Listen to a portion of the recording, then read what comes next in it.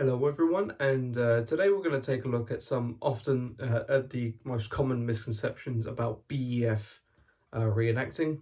What I mean is by that is these are the common items that you see on a BEF reenactor, and that was never used by the real BEF in France during 1940.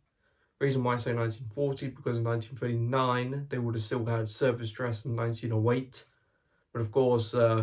Late 1939, there would have been issued some 37 pattern web equipment, but of course, these items I'm about to show off never were on the BEF in France during the early stage of World War II. So without any further ado, let's take a look at the first misconception. The first misconception we're going to talk about is this. This is the water bottle. There's a feather. This is the blue enamel water bottle in the skeleton carrier. Now, some people believe that the BEF were issued skeleton carriers, and this would go on your web equipment. This is not true by any means. In the early stages of World War II, when the BEF were armed, of course, all the small pack contents was different, and in your small pack, it would be the water bottle. So the water bottle would actually be in your small pack, not hung in a carrier. The only other times that I've seen water bottles being hung off the carrier, and it even says in the manual, is for marching order. So that does include with the pack on your back.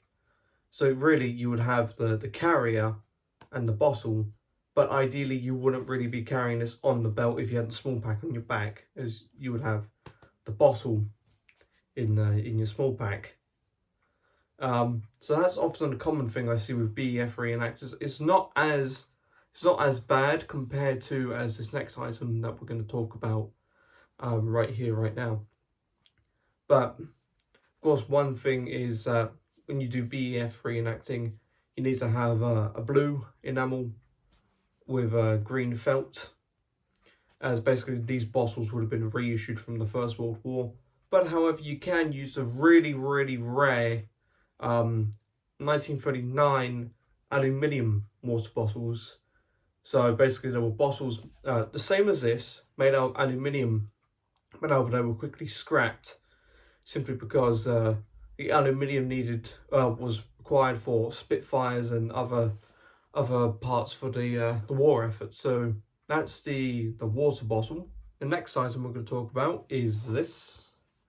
This is the 1939 pattern. This is the 1939 pattern entrenching tool. I've done a previous video on the channel before, but basically this is the most common thing you seeing being used by BEF reenactors. Now, the BEF never got entrenching tools during, obviously, during France, the Phoney War, and the evacuation of Dunkirk. They never got entrenching tools. So, that is a pretty big misconception.